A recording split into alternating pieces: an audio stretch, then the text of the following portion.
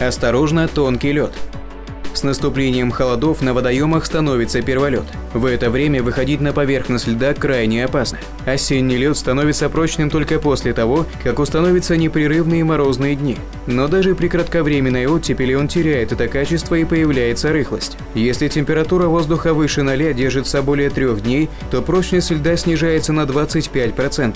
Безопасным для человека считается лед толщиной не менее 10 см. Пешие переправы считаются безопасными при толщине льда 15 см и более. При массовом катании не менее 25 см. Толщина льда на водоеме не везде одинакова. В устьях рек и притоках прочность льда ослаблена. Лед не прочен в местах быстрого течения, бьющих ключей там, где растет камыш, тростник и другие водные растения, в местах слива водоема теплых вод и канализационных стоков, на глубоких и открытых для ветра местах, у болотистых берегов, под мостами и в узких протоках. Опасно ходить по льду, покрытому снегом. Снег, выпавший на только что образовавшийся лед, помимо того, что маскирует полыньи, еще и замедляет рост толщины льда. Прочность льда можно определить на глаз. Прозрачный лед голубого или зеленого цвета прочный. Если лед белого цвета, прочность его в 2 раза меньше. Серый, матово-белый и с желтоватым оттенком лед ненадежный. Такой лед обрушивается без предупреждающего потрескивания.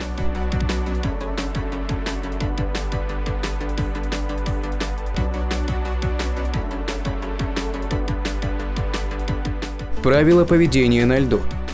Ни в коем случае нельзя выходить на лед в темное время суток и при плохой видимости. При переходе через реку или озеро пользуйтесь ледовыми переправами, а также проторенными тропами. Нельзя проверять прочность льда ударами ноги. Если после первого сильного удара поленом, пешней или палкой покажется хоть немного воды, это означает, что лед тонкий и по нему ходить нельзя. В этом случае следует немедленно вернуться по своему же следу к берегу скользящими шагами, не отрывая ног от льда и расставив их на ширину плеч, чтобы нагрузка распределялась на большую площадь.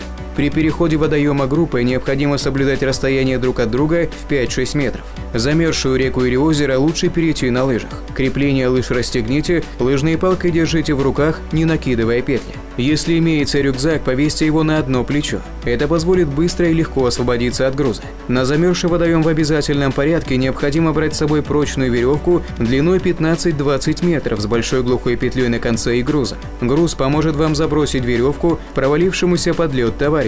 Не отпускайте детей на лед без присмотра старших. Помните, лед под снегом всегда тоньше, чем неприкрытый. Слушайте лед, если он слегка потрескивает при ходьбе. Если хруст раздается при каждом шаге, нужно немедленно вернуться на берег.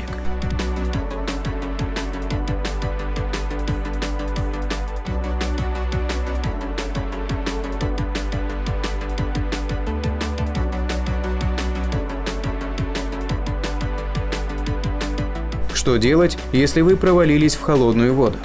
Первая задача – удержаться от погружения в воду с головой. Для этого необходимо широко раскинуть руки по кромкам льда, зацепиться за лед, придав телу горизонтальное положение по направлению течения. Стараясь не обламывать кромку, без резких движений нужно выбраться на лед, наползая грудью и поочередно вытаскивая ноги на лед. Если лед выдержал, нужно откатиться в сторону, а затем ползти туда, откуда вы пришли. Несмотря на то, что холод и сырость толкают вас побежать и согреться, будьте осторожны до самого берега. Если нужна ваша помощь. Если на ваших глазах провалился на льду человек, громко крикните ему, что идете на помощь. Вооружитесь длинной палкой, шестом, доской или веревкой. Можно связать воедино шарфы, ремни или одежду. Ползком, широко расставляя ноги и руки и толкая перед собой спасательные средства, осторожно двигаться по направлению к полынье. К самому краю полыньи подползать нельзя, иначе сами можете оказаться в воде. Бросьте товарищу веревку, край одежды, подайте шест или палку. Бросать связанные ремни, шарфы, веревку и так далее надо за 3-4 метра от полыньи. Подав пострадавшему подручное средство спасения, надо вытащить его на лед и вместе ползком выбраться из опасной зоны. Без резких движений отползайте в ту сторону, откуда вы пришли. Затем пострадавшего нужно укрыть от ветра, при возможности переодеть, доставить в теплое место, растереть и напоить горячим чаем.